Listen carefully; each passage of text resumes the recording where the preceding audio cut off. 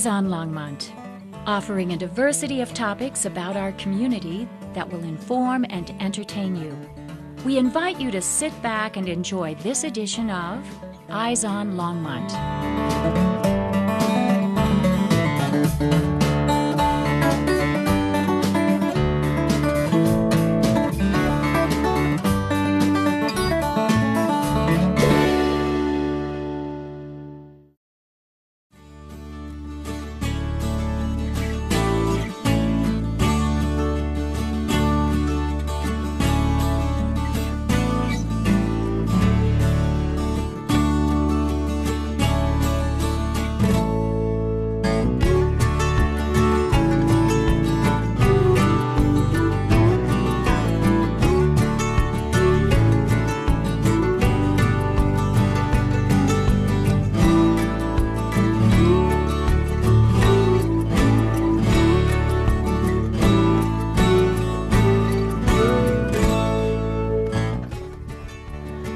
Hi, I'm Murthy. I'm a photographer. I teach photography, digital photography, Photoshop, Lightroom, and I also do paintings using Corel Painter in the computer. Come on in, let me show you what I do. Hi, I'm Thomas Walsh, photographer and videographer. I've been president for 4 years of Flatirons Photo Club, and I'm currently curator of exhibitions at Boulder Digital Arts. I'm here today with Murthy. He'll be introducing himself in a moment. And our purpose here is to talk about Murth's, what I would call photographic arts. It goes beyond what many people would think of as straightforward photography, although it does include that. It does. Murth's work includes, and we'll be going through this somewhat, we'll have some banter, but basically in this order, his initial capture of a photograph, his post-processing digitally with software, his printing, and also painting of photographs. So it goes beyond photography. I call it photographic art. My name is Murthy. I do a lot of photography nowadays. I also teach Photoshop and Lightroom and Corel Painter, not only as private lessons, but also State University of Colorado in Fort Collins. I was actually born in India, and I went to pretty much British schools there. And so language was not a problem. So I knew English very well. And I got a degree in physics and optics. And then I got another degree in power engineering. And I came here to the United States in 1958 to get my master's in electronics. So that's how I got here. So, you know, at that point, photography was not my big thing. My whole concentration was on getting a job and going to work and things like that. So I did, the early part of my life here, I did do a lot of engineering, and I stepped up in my levels until I ended up as a vice president of engineering in a large company called Pitney Bowes. That was quite a, quite a job, because I had about 106 people under me, and I have about 12 patents to my name. Not all of them are very, very significant, but there are maybe 4 or 5 of them that are quite significant. Like one of the ones that I'm most proud of is the barcode that's used every day throughout the world now. And I have 3 patents on that, and that's a fascinating story, how the whole thing came about. And to make a long story short, I retired, and this was the company I worked for was in Connecticut. And we lived there for almost 40 years. All our kids grew up there. And then, of course, once they grew up, they moved away, and most of them ended up out west here. And my daughter is the one that convinced us to come back here and retire. So one of the things that did happen was my photography had kind of taken a back seat for a long while, until my wife one day said, "Why don't you just join the camera club?" This was back in Connecticut. And I realized that once I was there in the club, there were a lot of things people were asking me, and I was kind of telling them about things in photography and what to do and what not to do, that someone suggested, "Why don't you start teaching photography?" And I started doing that. And so one thing led to another. And before you know it, I was teaching photography almost every night at night classes there. And of course, once the digital revolution started in cameras and photography, I was already there, because at work I was using computers, and so when the digital cameras came about, I jumped right in, and before you know it, I was teaching digital photography and Photoshop at that time. Okay, that's what led me into teaching Photoshop and in the digital field. So much of my photography at that time. So at that point, film hadn't quite died yet. So I was using one of these large format cameras, and I used to go up to the mountains carrying this thing behind my back. One of the things that happened while I was in Connecticut was that I had been invited by the University of Massachusetts in a large conference that takes place there. This is for photographers. Almost 1,500 photographers attend that conference. And it's, as far as I know, it's one of the largest in the country for photography in Amherst, Massachusetts. And they had invited me to be one of the speakers there. And I did some lectures there on film photography, and then later on, and they invited me again and again, into digital photography.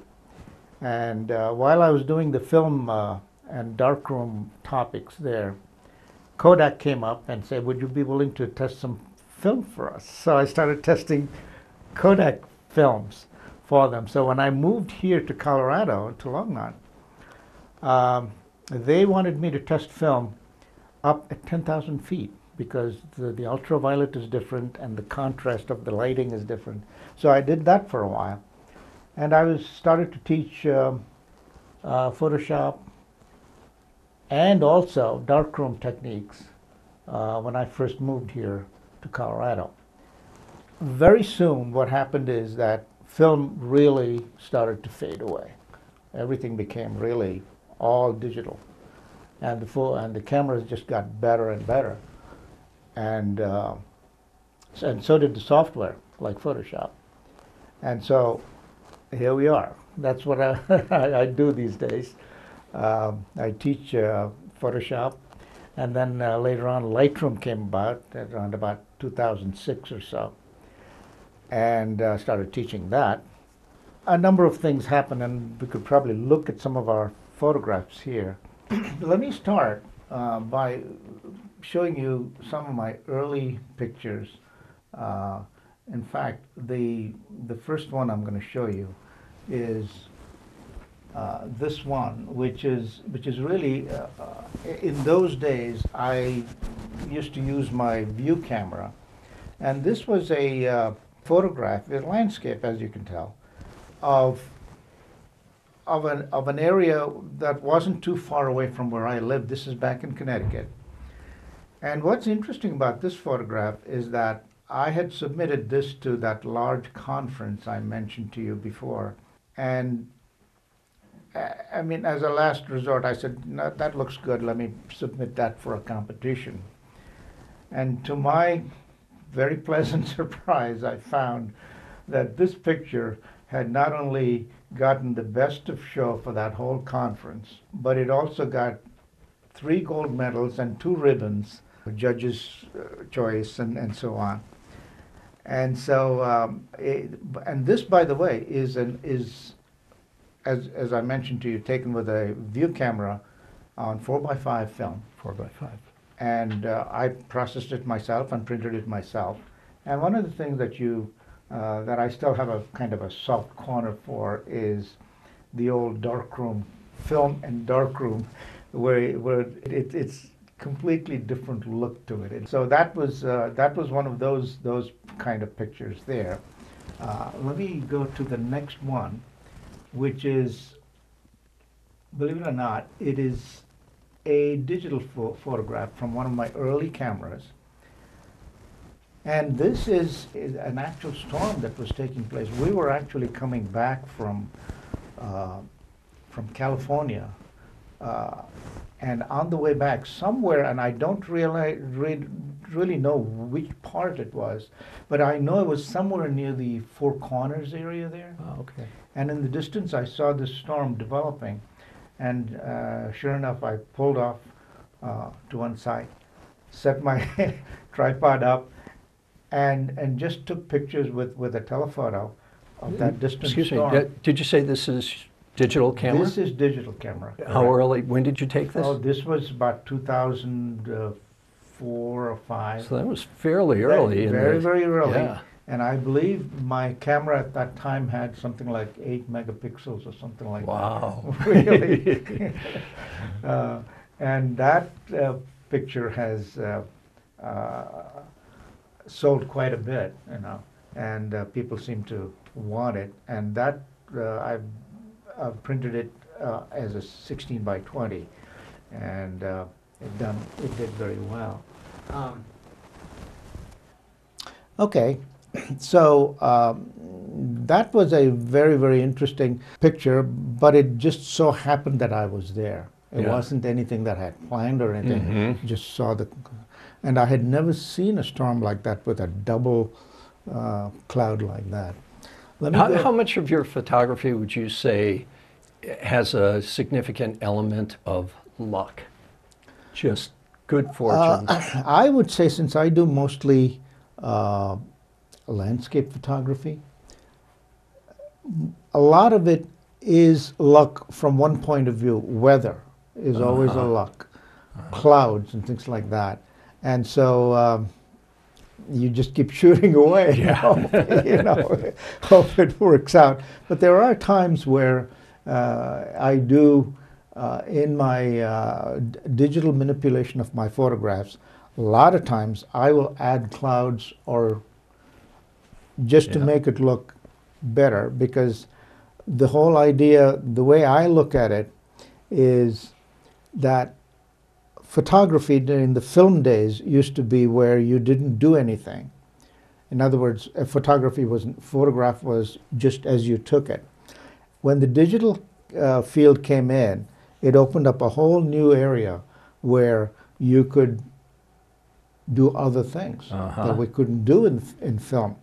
What's interesting about that, we did alter a lot of things in the darkroom. We just didn't tell anybody. So a lot of people don't realize how much you could do, even with composites. Exactly. Adding things that weren't there. Absolutely. And that's something that people don't know. So because you couldn't do too much to film photography, that became the norm to say, oh, you can't alter it. But in the darkroom, we altered it all the time. So did Ansel Adams. People have become a lot more accepting, and some people are still real purists. You don't change it, sharpen it, adjust the tonality, and that's it. But to photographers, especially with digital photography today, we have the full range of expression that painters have had for centuries. Absolutely. And I also look at it from a different point of view. If I'm going to sell a photograph, I look at it and I say to myself, is this a photograph that they would buy and be willing to hang it in their living room? If the answer is yes, then that's the kind of photograph they want. And so if I put a cloud in there, I will do that. Sure. And so as long as it looks natural and photorealistic, that's what we... For the audience, it should be pointed out, I think, if one is doing editorial, like I did with travel writing in photography. That's editorial. You don't add stuff like that Absolutely. ever. And But if especially- you're, if it's art, then That's No, different. yeah, Exactly. And I look at it, photography, as art. yes, Now, if it is journalism, you don't touch it. no. No, Okay, you still want it that's- to be as beautiful as you can right, get it, but powerful. but it is not touched. Exactly. That is still the rule today. Yeah. Okay. I'm going to go to the next one here, which is this is Long's Peak, as you see it from Longmont, Colorado, right here. And one of the things that I learned early from Ansel Adams's pictures is that there are two things that you need to do. This is for in landscape photography. If you look at Long's Peak from Longmont, one of the things that you realize is that it doesn't look as high as it actually is. It's a 14er. And so you have to know what kind of lens to use and where to stand for it, and also what to have in your foreground. Yes, for scale. And in the foreground here, you see that little horse, which gives you Yes. a big perspective. Yeah. And that, in turn, puts the mountain where it belongs. How powerful of a, you could of course, a zoom lens is effectively cropping in, but what focal length lens This did was you use? a 300 millimeter, Okay, pretty strong.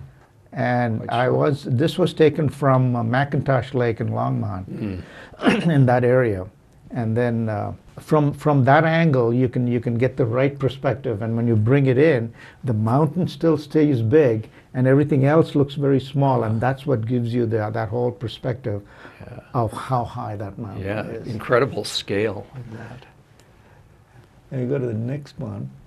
And then, of course, when you look at other pictures, one of the things about photography that I also teach, and this is something that we strived a lot in the darkroom, and that is where when you see a print, what you want to make sure is that it is as close to what the eye sees versus what the camera sees. So there's a little bit of a problem there, because from highlights to darkness in the photograph. And what happened here is you notice that it's in the highlight areas you see a lot of detail, and in the dark areas you see a lot of detail also. And that's what you strive to get, especially in black and white photography and even in color photography, where if those two things are there, that's usually what the eye sees. And when people see that in a photograph, they are not only satisfied, but they're sometimes impressed also. And that can be extremely And- hard to and capture it's- because the camera doesn't have anywhere near the dynamic range that the Correct. human eye has. And what's happened now with the way the digital cameras have come, the technology has advanced so much with the sensors in your cameras, and also how far the software like Photoshop has come, that you can get both those things in very, very nicely.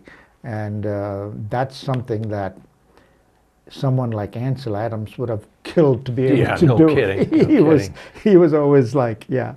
And you've got to have a really good sense of what to meter off of, because if you meter off the brightest spot or the darkest spot, you're not Correct. going to get this full Correct. range that you've captured. And of course, here. there's also the ability nowadays where you can take 3 different shots, which is called HDR, high dynamic range, where you take a shot for the highlights, a shot for the dark areas, and one for the average, and the software puts it together for you so that you see all the gradations there. And even with the movement, you can work that quite a bit too, to And tell it that's which correct. one of those to use Exactly. for the moving Exactly. features. Yeah. Now here's another one where I'm going back to the view camera kind of a look. This happened to be a shot in Connecticut, near one of the reservoirs there. And nobody sees this view because the water is always almost up to the rock on the left there. So no one has seen the bottom of it, and at one year, the water, we had such a drought that the water had gone way down that... Stroke of luck. A stroke of luck. Yeah. And what's nice about this, of course, since it was done with a view camera 4x5, the sharpness is just amazing. The 4x5, they were so tack sharp. Technology has moved so far in the digital field that the high-end cameras, full-frame cameras, can easily match up to a 4x5 nowadays. Yeah. Which is just amazing. Yeah.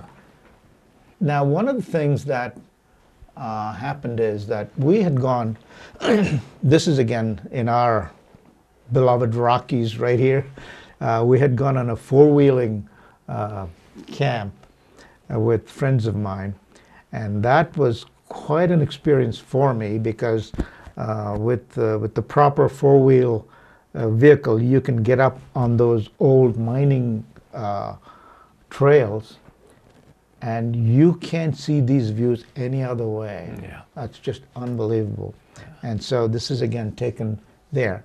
What's interesting about this photograph is that this is one of the, I've been submitting some photographs to the Yellowstone Museum, which is a very large, annually they have an auction, and that's kind of big time. This time they wanted two of my black and white pictures, and this is one of them that has been submitted there. And now, I don't recognize this. Now, of course, I haven't been in that particular spot, but is this Colorado or is this? This is Colorado. This is in the Telluride area there. Okay. And I'm not that familiar with exactly what it's either Engineering Pass or Yankee Boy Basin. It's in that area there. And this was some early snow had just fallen in there, even though it was, summertime. And yeah, it looks, we can see quite a bit of wildflowers quite a bit of there. And again, the sharpness is just amazing. Let me show you this one, Thomas, where I just made all this thing up. This is actually, believe it or not, Bear Lake parking area. And what you see there is Hallett Peak. Yeah. With the Tyndall Glacier right in between there in that valley there. This one, again, I had gone there fairly early, and there were one or two cars. And here's an example where I just took those cars out in Photoshop. Now, if I had a whole bunch of cars in the front there, this picture would not look as good as with nothing in there. Oh, okay? That would block and there's the a good attention. example where I wanted a photograph to look a certain way. Yeah. And did I manipulate it? Sure. I took those cars and trucks out. Yeah. And it looks like, people ask me, but did you go up there? And then I put the borders around that. And then it gives you a kind of a frame there. I did this for a poster. And the Rocky Mountain National Park, all the text in there is all added in Photoshop. Nice. With different kinds of fonts. Yeah. And speaking of the manipulation, another thing that's worth mentioning, the integrity of the photographer is so important. And I've done quite a bit of home architecture photography. If you're shooting a home that's going to go into an ad, it's going to be sold, you don't take out telephone wires and telephone poles. But if the next door neighbor, part of their driveway is in your photo, and it's garbage collection day, and the garbage can is there, take and it out. an hour later it's going to be gone, you can take that out. And that's generally, it's just important for people to know what's acceptable. Right. By the way, I should point out one other thing. When I take pictures nowadays in my Canon 5D Mark III camera, which is, the second level digital camera, all my pictures are always taken in color. and I always convert it later on into black and white in Photoshop. In Photoshop, okay. Yeah. And the reason for that is that when you take it in color, you have all the gradations that you have there are in all the color gradations are there, and that's what Photoshop converts to black and white. And you have controls over there where you can control the color content equal to the black and white, and and that gives you additional control as to what you can do with the different gradations, which have now become part of the black and white gradation. And so you have a lot more control there. Do you use other software like Nik, Silver Effects Pro, or I Untitled? do have those plugins are what you're talking about that are there. There's Topaz, there's On1, there's so many others that do different things. But since I teach Photoshop, I'd like to concentrate so that later on I can indeed say, this is what I did in Photoshop while I'm teaching the students. So I kind of stay with Photoshop as much as I can. But yes, I do use the plugins for some other cases. Yeah. Okay. But what becomes much more important is learning that is easy. Eventually you'll know how to do things. Now it's a question of judgment. How do you want it to look? Yes. That's where art comes in, your experience comes in, and your whole way you look at life itself comes in. And then at that point, you are changing the looks of that using these controls that are in the software. Yeah. Okay, because Photoshop is just behaving the way you want it to, because you know how to handle it. Now, what is it you want? And that's where your artistry comes in. And that's the nice part about digital photography and something like Photoshop, where you can explore different ideas in art. And there are times when it just is amazing what you can do. By the way, the next one is again a picture that I had taken in Yosemite. My son lives in California, near in south of San Francisco. So he often goes there, very often. He and I had gone there, and again I had taken this picture. And also notice I've got a frame there. That was all put in Photoshop, just so you can look and get a feel for how it looks. Before you even really frame it, you can kind of simulate that in Photoshop. Let me go to the next one here. And this again is another one that, this is the second one that was selected by... This is that same location, right? It's the same location, correct. And this is the second one that Yellowstone wanted to put on auction. And it'll go on auction around about March or so, this year. Soon. Yeah. Nice. We were on this photograph, Thomas, and as I mentioned to you, this comes in from a color and it's converted to black and white. And one of the things that has taken on more and more prominence these days, in Photoshop especially, is the fact that early in the game, in Photoshop, when you change something, the change was permanent. And what happened is that a lot of professional photographers were getting very, very worried about this, because they were used to, you know, preserving their negatives, especially if it was a high selling one. They put it in a vault or something like that. And here we come in Photoshop and we're saying, oh, we'll change this and we'll change this and all that. And they were going, oh my God, they're changing my original picture. So as the software progressed, they started to put more and more of what is called non-destructive editing, meaning that they take the original and they don't touch the original, they don't change the original. They do other things that are what we call instructions that are applied when it first shows it to you on the monitor itself. So that's what we call non-destructive editing. So any changes you make are all there, and you can always go backwards on that if you don't like it, or you know. And this happens very often in Photoshop, because you'll do something and you've been working all night. You come back the next day and you say, "Oh, why did I do that?" Okay.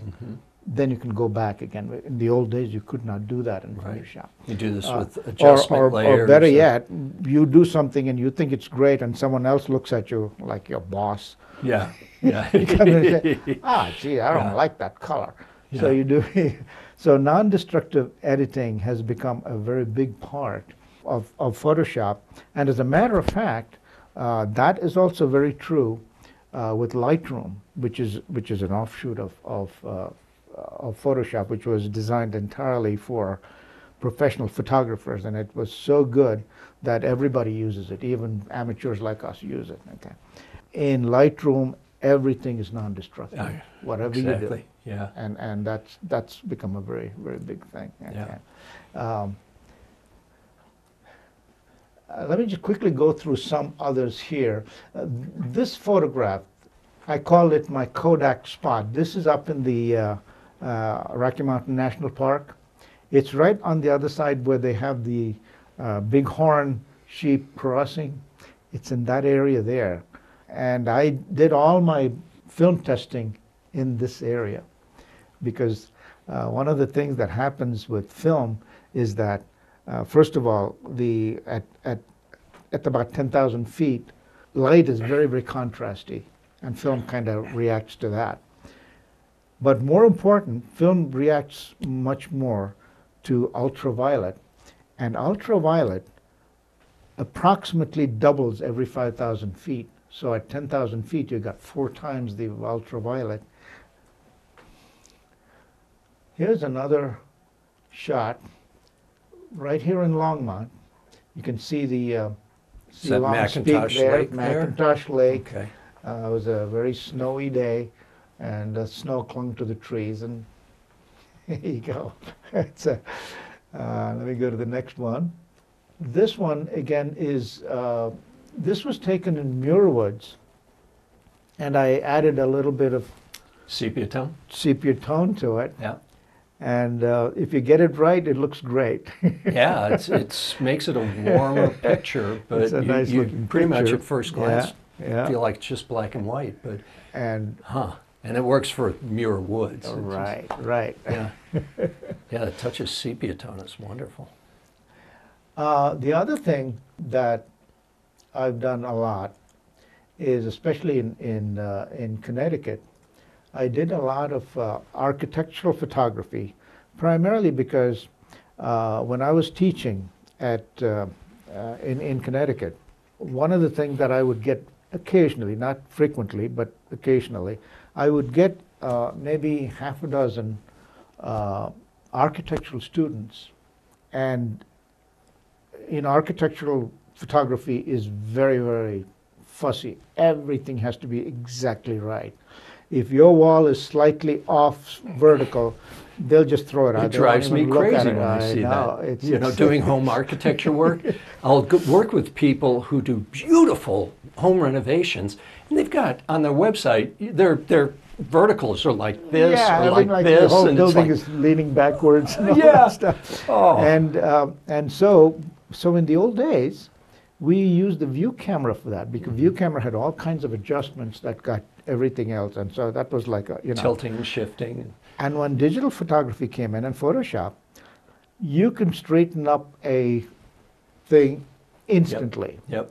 And the first time I showed that one to one of my classes, architectural students, one of them just shot up and said, "Wow, that's," he happened to be from Eastern Europe or something like that, and he had a very heavy accent. But he was like, "Whoa, I've never seen this before." And in Lightroom, the manual adjustment is you just, can do the same man, thing. it takes an instant, and it's... And so I did, so this is actually the convention center in Denver.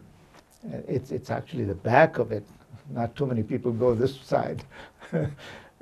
16th Street, 16th cloudy Street. sky? No, Or that's actually a ceiling, believe it or not. It's a ceiling, okay. It looks like sky, but it's Yeah. not. Yeah. 16th Street is on to the left of this photograph, on the other side of the building. Yeah. Okay. This is inside Denver Museum, the Denver Art Museum, which does not have any vertical walls inside. Everything is at an angle, and they let you take pictures inside with tripods. It's an amazing place to go and take photographs, and I could spend hours there. Do you have to call ahead and get permission? No, you just go in there and say, I'm going to be taking pictures, and they said, fine. I've done that at New York Metropolitan Museum of Art, Yeah, but there I it's had different. to. There it's you got to different. get Yeah. approval. So here, that's nice. they will let you know that there are one or two what they call private areas where they say, no, you cannot. And there are signs that tell you not to. But in general, it's an amazing building where everything is. It's somewhat disorienting I looking know. at this. You can see that there's a staircase, Yeah. people coming up, and at first you say, what is that? Yeah. And I always kind of like to show this one. This is where, to me, this is where I spend most of my time in Photoshop. Because when you look at that one, people ask me, oh, where is that? Is that somewhere in Europe? Huh. And I say, no. Yeah, Alpine. I mean, it looks. No. So where is it? I say, it's up here. Ah, That's really a composite of about 2 or 3 photographs wonderful. that I put together Wonderful. in Photoshop. Okay. What now is the water one photo? Water is a and separate then- one. Okay, and then the mountains and the These tree. mountains are a is the separate third. one.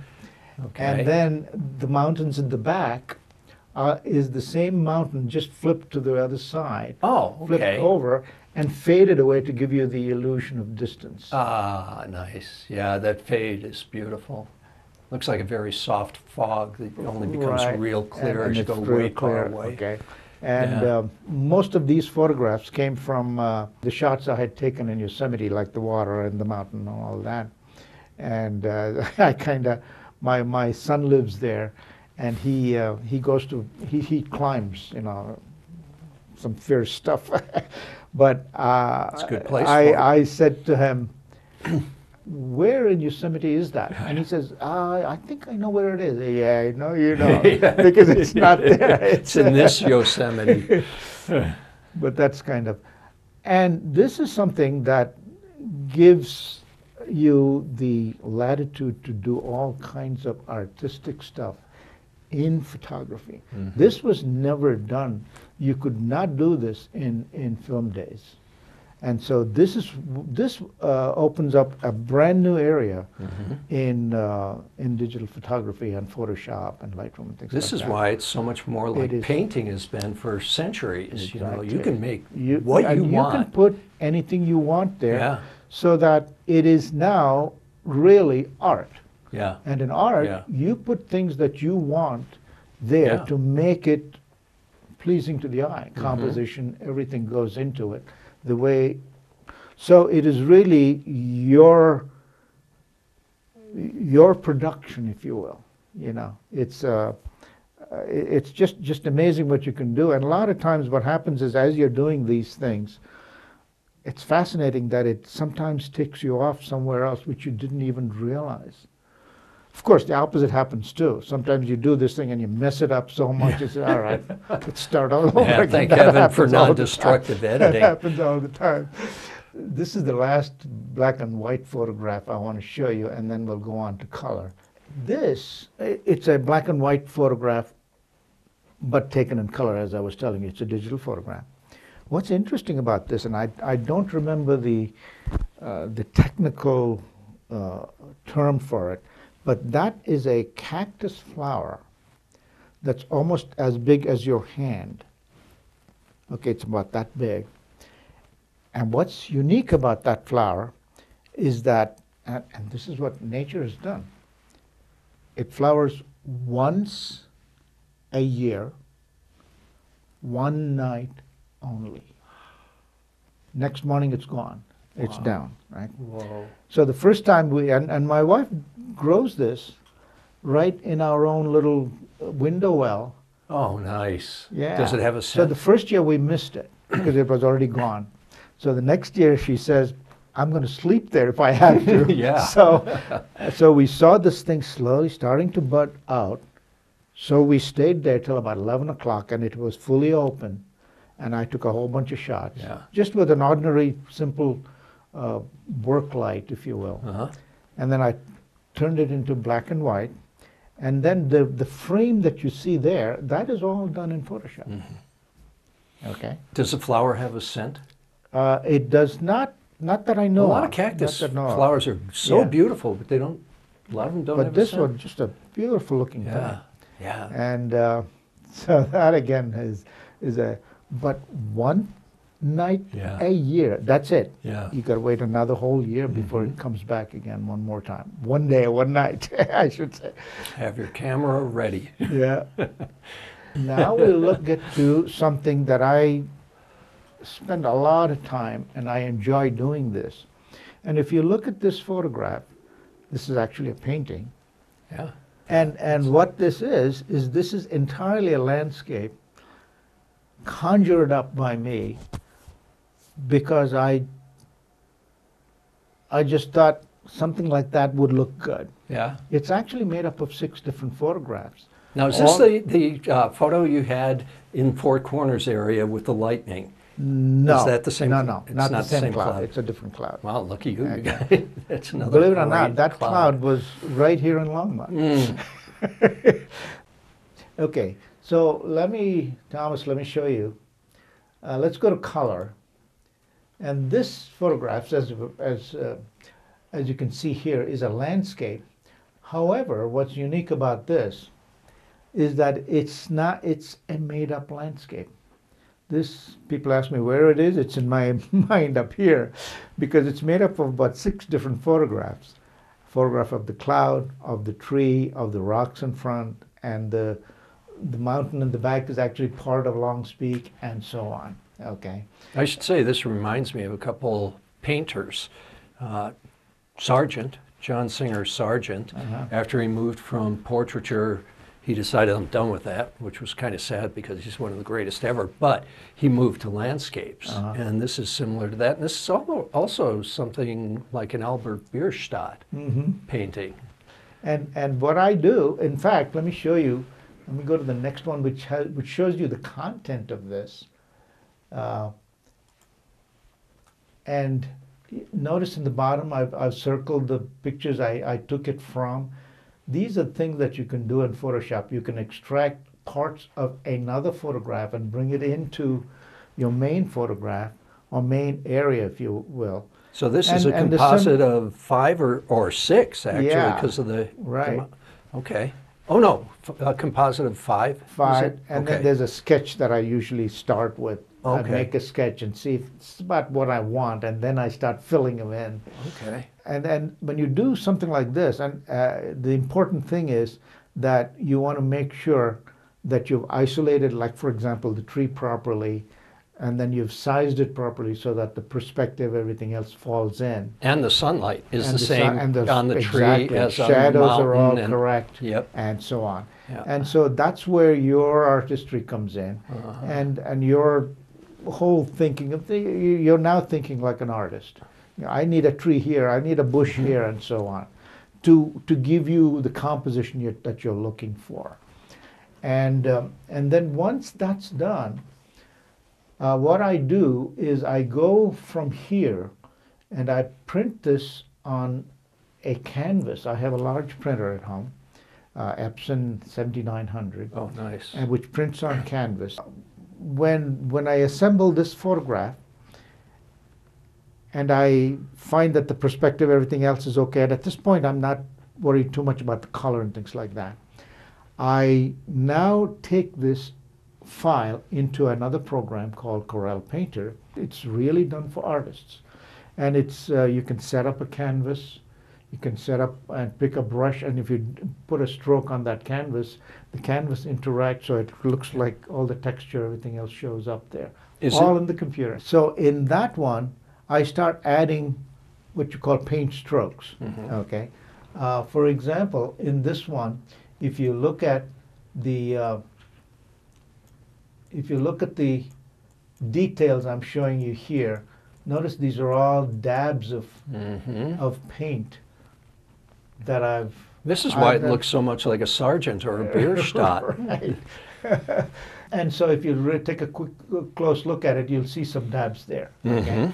Then when I'm fairly satisfied with that, doing all my brush work in the computer, that's the first stage, I print this on canvas.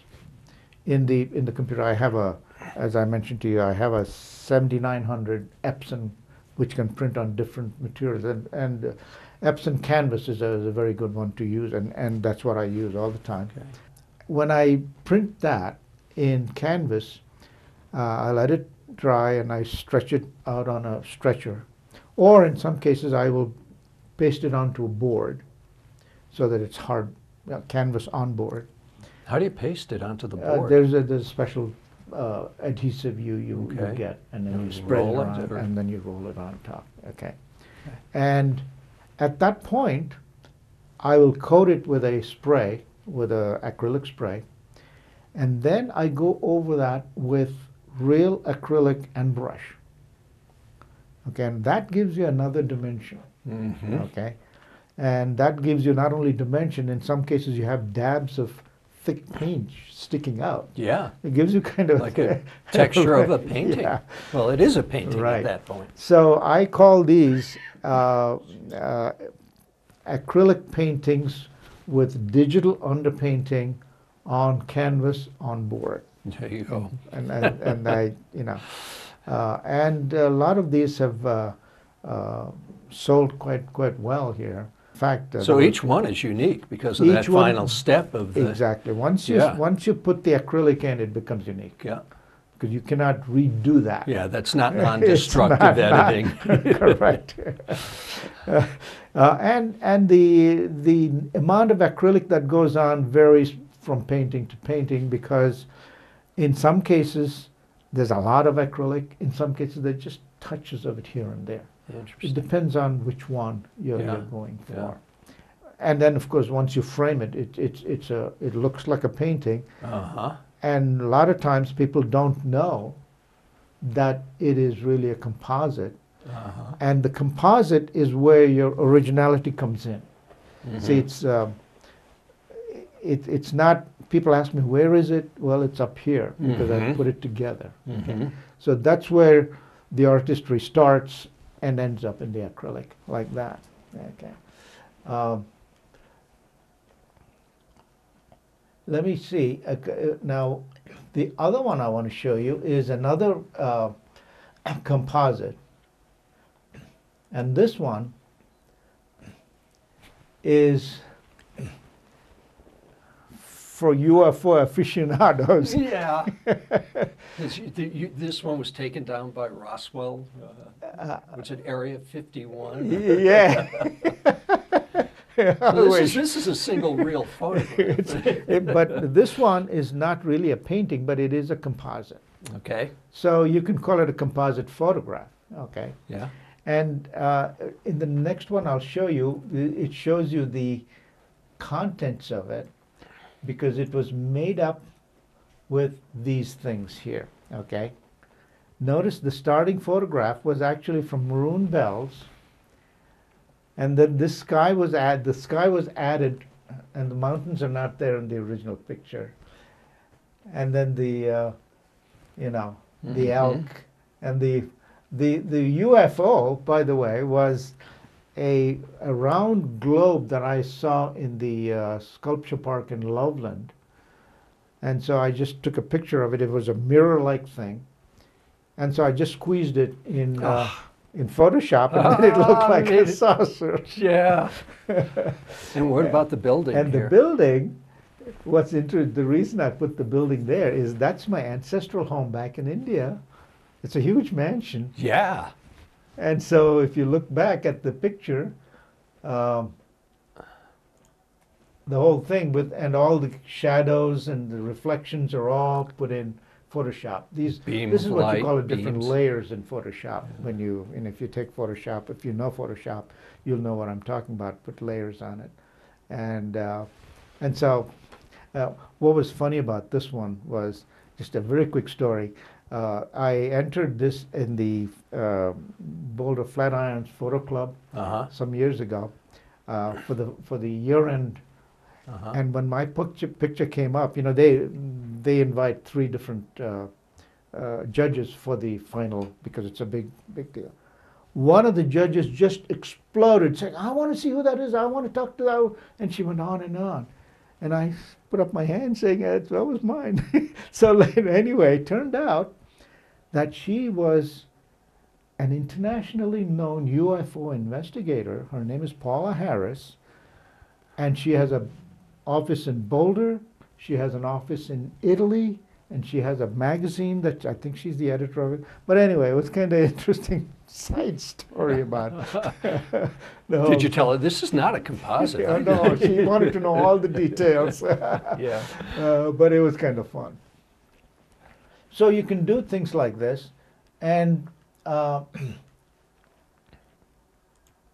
and this one, for example, is again, it's a composite painting. And this one also has a nice little story with it.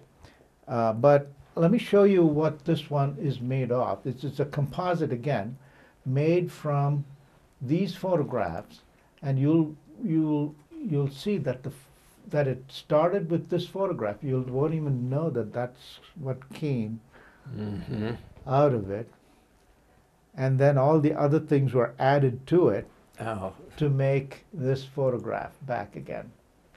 Oh man, the hue, the saturation, the luminosity, and what it started with was just a snapshot of a building somewhere when we were in Florida somewhere, in Disneyland actually. So what's interesting about this one is, again, as I made it all up as composites and repeats and things like that, and brought the intensity down so that it looks like nighttime, put the lights in and all that, and the light coming under the door, all of this, and then converted it into a painting very similar to what I told you in Painter, and then acrylic added onto it. Well, what's interesting about this one is that the Loveland Photo Club had invited me to do a program on Photoshop. What can you do? And they said, pick the subject you want, so that because there are a lot of photographers in the club that are familiar with Photoshop, and so they wanted to see something. What can you do, kind of a thing. And they gave me enough time, and that's a very large club. They usually about 100 people show up, so it's a large auditorium. And so what I did is I took that first photograph I showed you, on which it was made, the top one that you see there that says starting picture, and step by step I went through the whole thing, darkened it, made it look like night, added the light on the wall, and put in that little steps to the end there. And then at the very end I said, I need something else. I need like a sleeping cat. And so I went to Google, and I Googled sleeping cat pictures for use. And I got about 200 of them that you could use for free. And so I used that, and that's what goes back to the whole picture here. And what was interesting about this is that about a week later, I got an email from Colorado State University in Fort Collins. And the letter basically said, we were very impressed with your presentation there at the Loveland Camera Club. Some of our staff were there, and they were very impressed with the way you explained the whole thing. Would you be willing to teach Photoshop? And that's how I got into at CSU. Teaching at CSU at the Osher Institute of Lifelong Learning is what it's called. Okay, and so I've been doing that for the last 4 years now. It's a lot of fun. Again, another example of what you can do in Photoshop without even going too far from a starting picture like this. You won't even know that this is what came out of it. And most of it is done by altering the intensity of it, changing the colors Mm-hmm. and that kind of stuff that gives you the ability to do this as an artist again, you know. So here is photography, but it gives you all these tools to be an artist. You know, use your imagination and see what happens. And that's always a lot of fun. Or here's another example of where the Chihuly exhibits were there in the Botanical Gardens in Denver.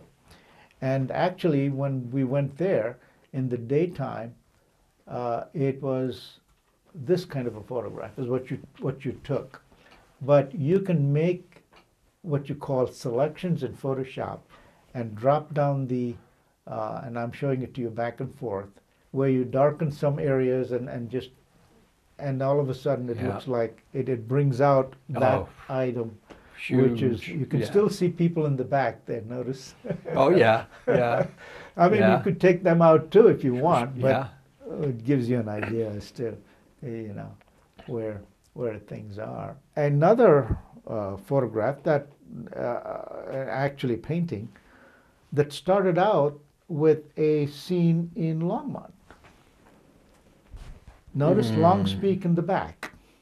This is actually Lake Macintosh Lake. That is such a great part. Okay, but you'll never know that there are such things in Macintosh Exactly. Lake. We're back to Albert Bierstadt. Because I added all the things that you see on the sides there, the trees on the left, little jutting in cliffs and things like that. Yeah. I made it look like sunlight, put the sun on top and its reflections down there. Again, once I got it all together, printed it on canvas and started adding acrylic to it. And all of a sudden it's no longer just a photograph. Exactly. And it becomes it's a combination of a composite photograph and a painting. Right. And no one will say that's Macintosh Lake. No. But it's a painting in my mind. No. And all of this, if you look at the tree on the right side, notice that it looks like light is hitting it. All of that is brought out in real acrylic.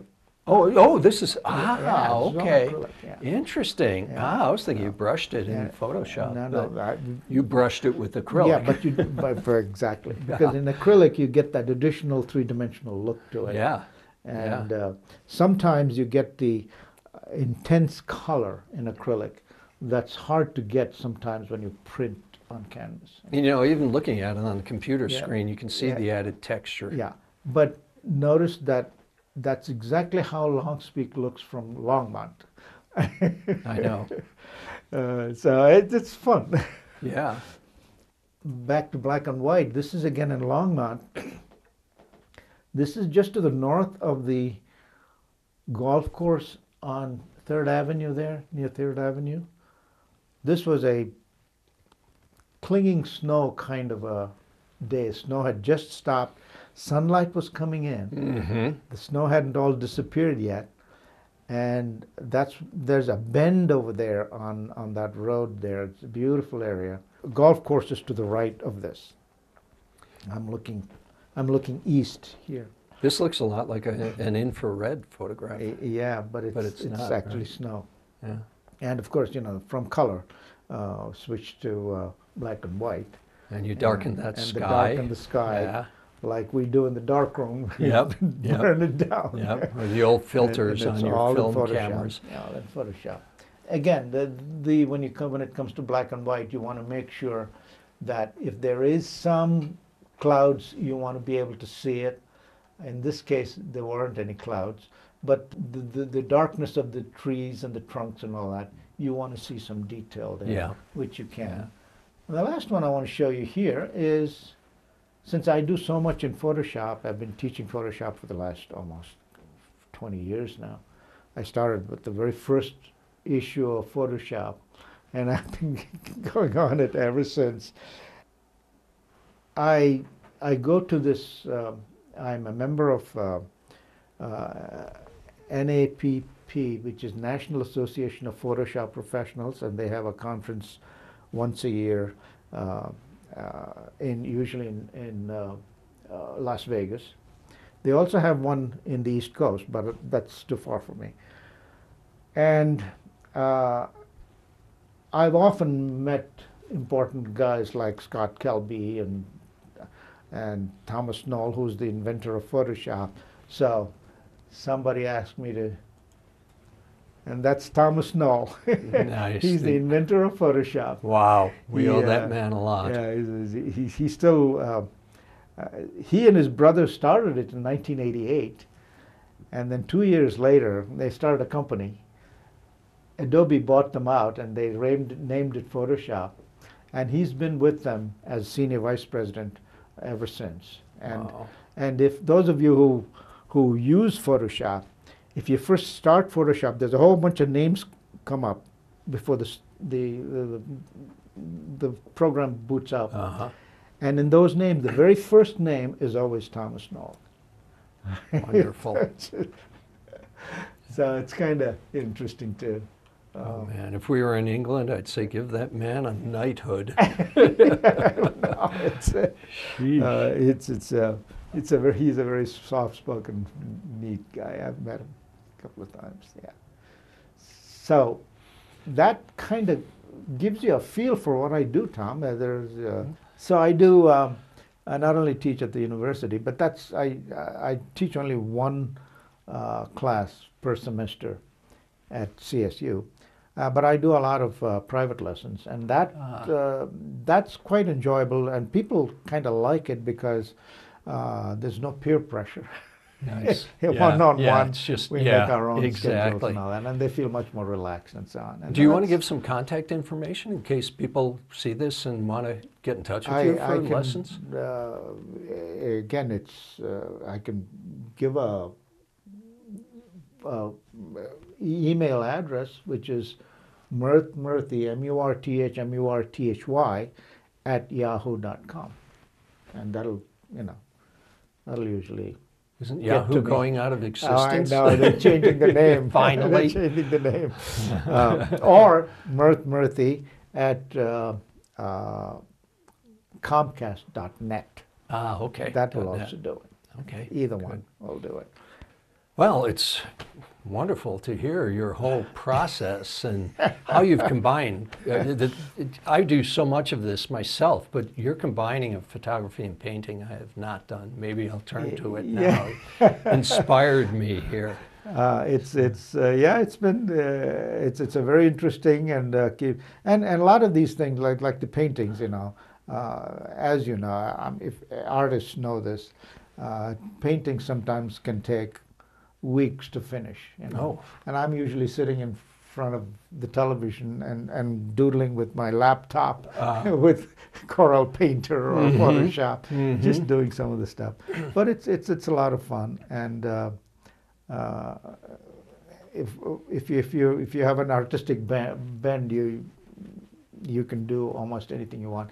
Just your imagination that you want to, And again, it keeps me going. Thank you for coming. It was nice having you, and we'll see you.